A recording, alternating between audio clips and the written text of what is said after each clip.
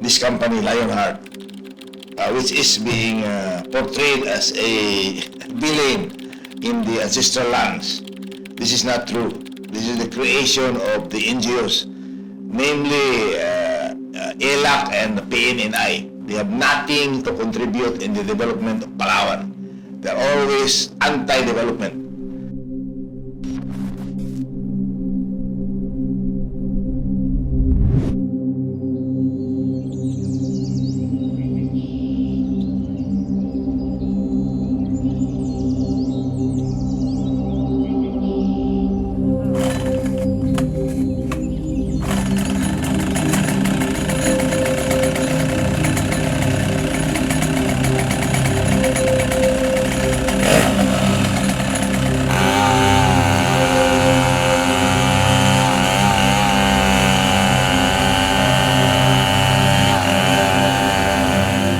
Hirap ng buhay, walang ibang matrabahuan. Kaya yan ang naisipan ko po, ginapa pamuhay ko po sa mga anak ko.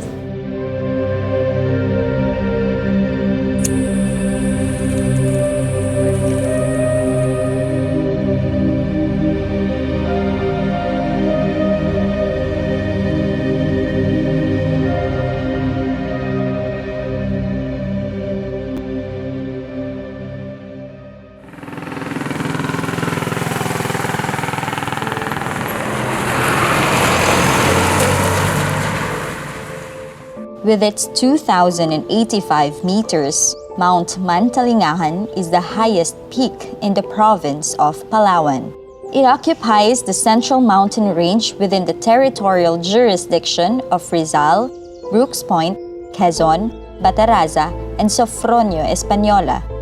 The mountain has exceptionally high floral and faunal diversity and endemism, with several noteworthy species recorded.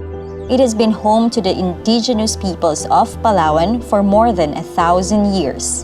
In 2018, UNESCO formally started a process to declare the area of Mount Mantalingahan a World Heritage Site.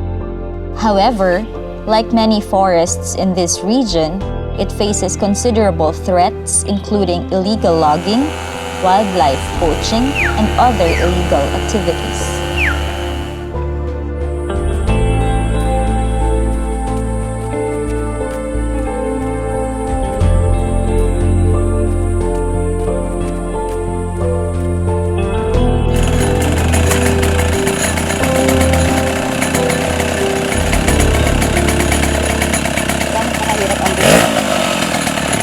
Kahirap ang buhay, mas mahirap ang buhay namin ngayon kasi ito lang kasi na kukuha namin ng pagkain, sinso. Magkano yung kinikita niyo po dyan? Sa loob na isang linggo, kuhan lang sa 500. Kaya ito, ngayon, salita tayo, tigilan na muna. Sabi ko, kung tigilan natin to, wala tayong anak buhay. Wala tayong makanan ng pagkain.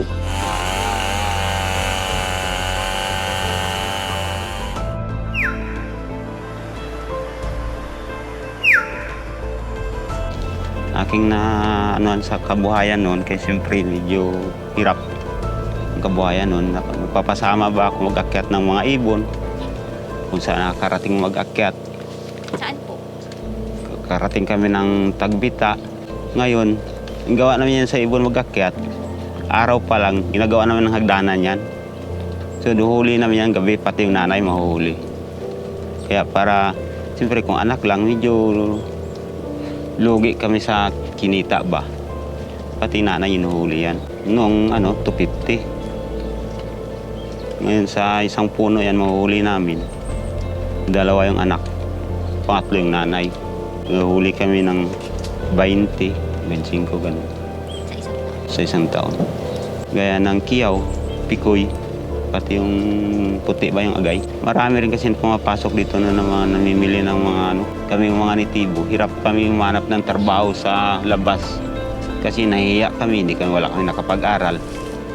Yung parang kumakapa kami sa kung saan makapagtrabaho na hindi hirap sa Kaya natutunan kong ganung hanap buhay. Tapos na yung ibon, siyempre maigpit na. Napalipat naman ako nung naghahila ng mga kahoy ba, nistis. Puno gaya ng kamagong. ipil. Ngayon, 4 bullpit naman yun. Yung isang bullpit sa isang upa sa akin ng hila, 250. Kung minsan kumahirap, inaabot ng 3. Ngayon, nadala ko naman yan sa isang kahoy na yun. Dumadala ko ng 100 bullpit. Hindi lang siguro daang hektarya, ma'am. Kasi siyempre kung saan yung may puno ng kahoy na ipil, kamagong, inaakyat talaga yan. Kahit mahirap gawa na ng paraan yan, gawa ng gamitan ng simblak yan para mapakyat lang. Dahil sa kahirapan nga.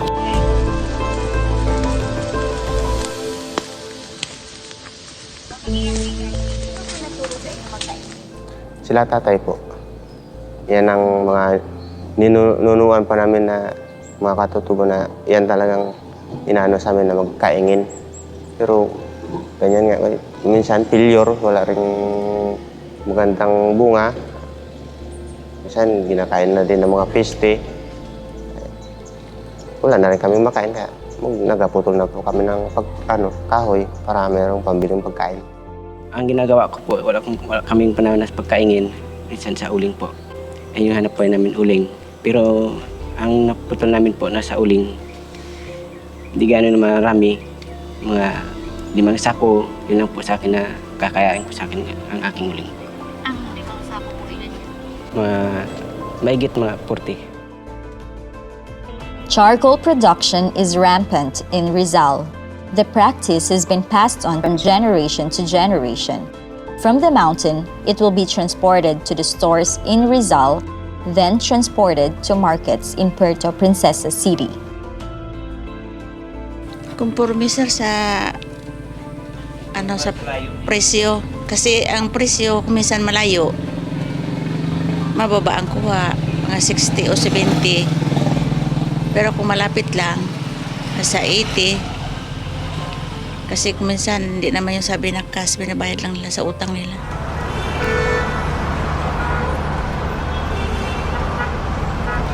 Ako si nagtitinda ng uling dito sa Puerto Princesa, galing sa bayan ng Rizal.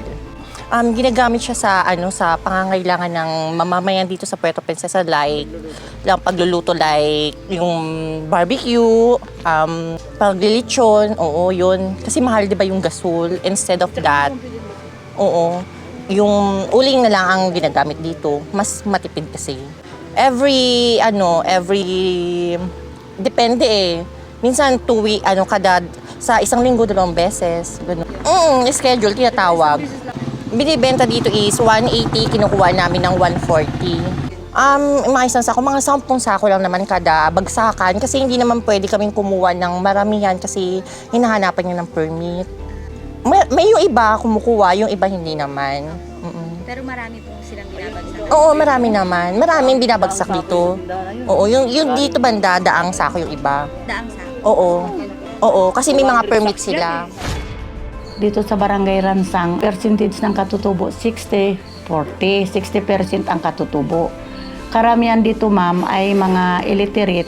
Dito po sa bundok po, kalat-kalat sila. Ang marami po talagang katutubo ay malutok, balin-balin, at sumurom.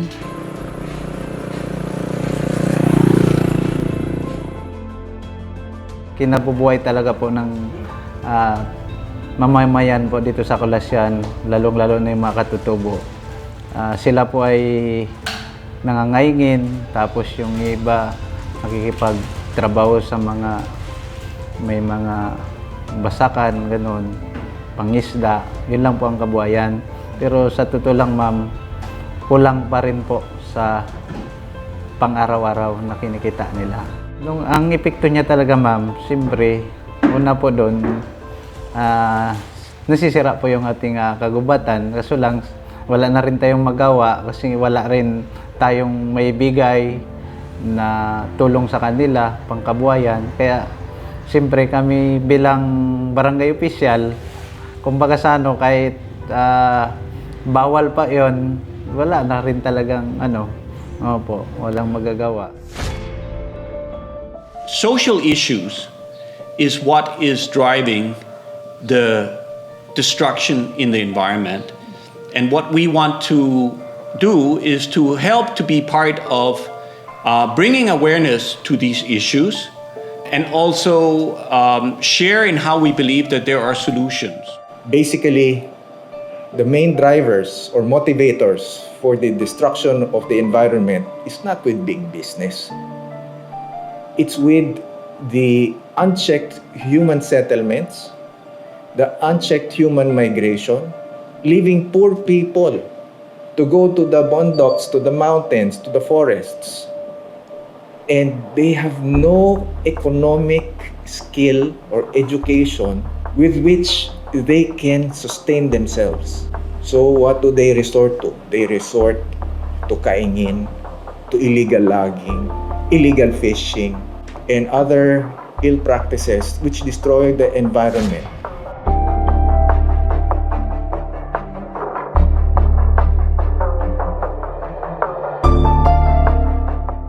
Numerous non-government organizations has been accusing development programs across Palawan for wrongful doings. In Lionheart Farms case, namely ELAC, CalG, and Natripol, have put forth such accusations. Sa umpisa maganda. Bago pumasok si Lionheart, ako yung organizer ng GPAC dahil ang habol noon, mailagay sa tama ang ancestral domain namin ay magkaroon ng titulo, tulong ng investor. Ngayon, kung itong pagbabalat ng ng punong kahoy, ginagawa nila, hindi ba galing sa bosya ng utos? Nakikita sila kasi napapaligiran din naman sila ng mga kapwa nila tribo. Nakakatulong sana dahil bakit? Kasi may hanap buhay yung mga worker na alam mong nangangailangan din ng hanap buhay, di ba? Bagamat ang Lionheart ay nakakatulong sa tribo, nag-hire sila ng mga manikputol ng kahoy. Karamihan kamag-anak ko. Kaya nakuha namin yan ng ebidensya na yan na mayroon talaga nagpuputol. Ang ginagawa, para daw hindi maabutan ng DNR o ng sinumang autoridad, pagputol, tsinsuhin kaagad, liitan. Liitan, iksian, liitan na kaagad. Tapos gigiling. Wala na ngayong ebidensya. Pero napuntahan ko personal, yung tuhod. Ang tuhod, ginanon pa kahit chinso yung dumaan, tinagtad ng ganyan. Para lumabas, hindi chininso. Witness ko yung isang katutubong gumawa rin noon. Siya mismo ang sumama sa akin na patunay niya na mayroon talaga. Ayon doon sa ibang support group na mga NGOs international na ginagamit daw ng Lionheart ang usaping tribo doon sa international community para makapaghingi ng pundo.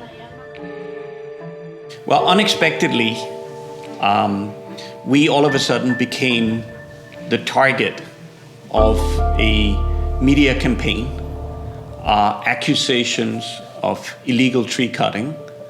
And we kept wondering, why are we being accused of this?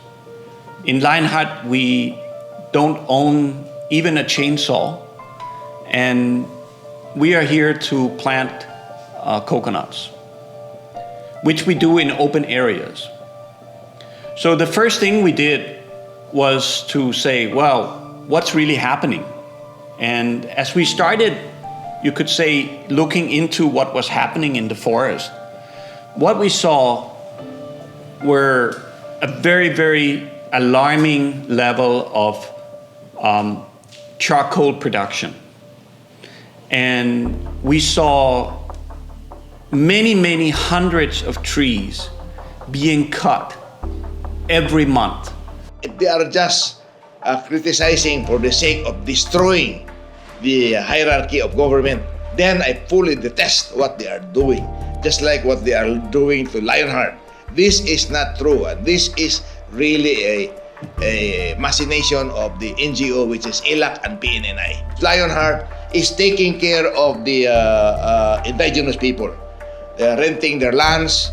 They are, if they own the coconut already, they are renting the coconut tree itself. And they don't destroy the environment because Lionheart did not cut trees. Diyan ako nabubuhay tulad ng pagkakaingin na yan. Nakatanim kami ng kamuting kahoy. Kung ano-ano diyang gabi lahat na diyan kami nabubuhay. Kakainin na yan. Ang hirap, mahirap ang dinanas namin pero wala kami magawa.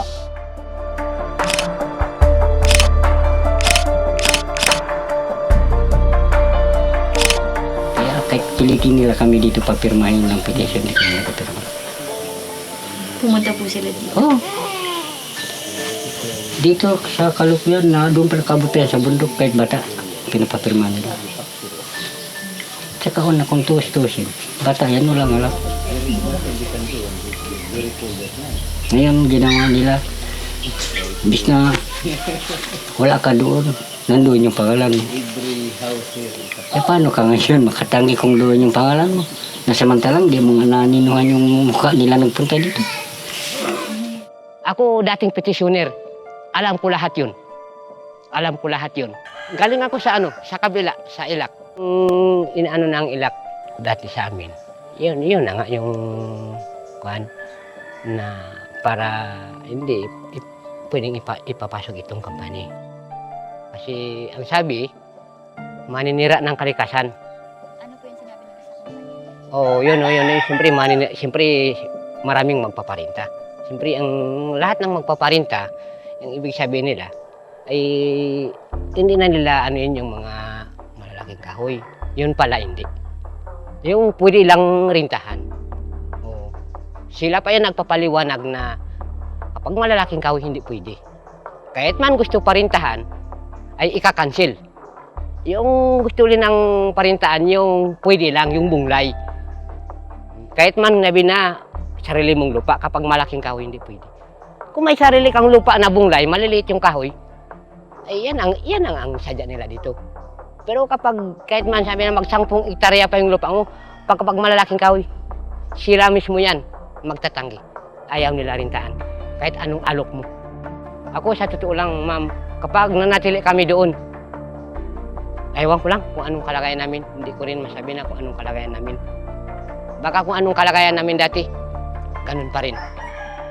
Kami ang mga petitioner talaga ng kumpanya. Mag-isang taon ako doon sa Ilak, balik-balik sa puerto mag-seminar. Tama lang din yung gitulong ng NGO o Ilak. Pamasay lang yung sinasagot nila, pagkain namin, tulugan. Bago ginaripan lang yung gastos namin papunta pauwi, yun lang. Siyempre kami, kumbaga, kasi may mga tribal chieftain kami, tulad ng kay Kevin, si Dina, yan ang sa amin kasi, kumbaga kuha ng grupo. Oh, si Dina Pascual, si Kevin Ayo. Oh. Pero una-una kasi, ang tumanggap ng kumpanya sila. Sila Kapitana, sila Dina. Oh. Sila ang tumanggap din ng kumpanya noon. Oh, nung dito na yung kumpanya, yun na, nagkaroon na ng petisyon kasi marami na naman ang pinalabas na sabi, marami nang nasisira yung mga kalikasan, marami nasisira na yung mga kagubatan, ganun. Ganun na nang pinapalabas. Oh, kwento. Kaya nagkakaroon na rin ng hanggang nakaabot sa taas, sa NGO, sa Ilak. Kaya hanggang nagsasama-sama na kami. Mag-isang taon din ako nag-seminar doon sa Ilak. Sumusunod din kami ng organize na bawal magbinta ng lupaing ninuno. Oh, kasi maubusan kayo ng lupa. Ayun pala, ay yung may alam ng batas, ayan din ang mas madalas na nagbibinta ng lupa. Ngayon, yung mga kapwa kong katutubo, in case na hindi marunong noon nagbinta ng lupa, gumaya na nagbinta ng lupa. Kaya sa akin, doon na ako nag-iisip. Kaya umalis ako doon sa NGO, umalis ako doon sa Ilak. Parang wala ding silbi yung tinuturo sa mga katutubo na proteksyonan yung mga kagubatan, proteksyonan yung mga lupaing ninuno. Kami nagka-proteksyon, malasakit proteksyonan. Pero yung iba, sige pamutol ng kahoy, ginapang-uling kasi sa hirap nga. Iba nga, halos naubos na yung lupa, pinagbibinta. O kahit lupaing ninuno, pinagbibinta. Kahit mga kagubatan minsan, pinagbibinta. O, kaya minsan, kami nagkakadiskusyon na kami minsan na ng mga kasama kong IP leader. Before, when Lionheart was not there, everyone in southern Palawan were cutting trees for livelihood. And in order to slash and burn, in order to plant rice, palay in the local vernacular. Law enforcement and NGO efforts usually bypass these people and their activities because they say they are poor people and they cannot be helped and they cannot be stopped. Well, enough of that. If you want to correct the evil of a bad economy or a poor workforce, you have to start at the grassroots. I think the first thing that we need to understand is that Mount Mantalingahan, as a protected area, is not only protected in order to safeguard the culture of the indigenous people who have lived there for thousands of years, but it's also protected because it is in fact the lungs that help the environment to breathe. It is a watershed for all of its surrounding municipalities. So you could say that our very existence as farmers, as citizens living around the mountain, we depend on it. And so when we want to protect it, it's just because it's common sense. And those people that are doing the tree cutting, they're only doing it to, should we say, provide for their families. And it's really hard to blame them if they don't have an alternative. So I think what is the role of Lionheart is to provide them with that alternative and to help them to improve their understanding of what are the consequences of the lifestyle that they have developed. Because on the one side, we don't want to disrespect the traditions, but at the same time, much of this demand that is driving their behavior is actually coming from the growing population of the big cities.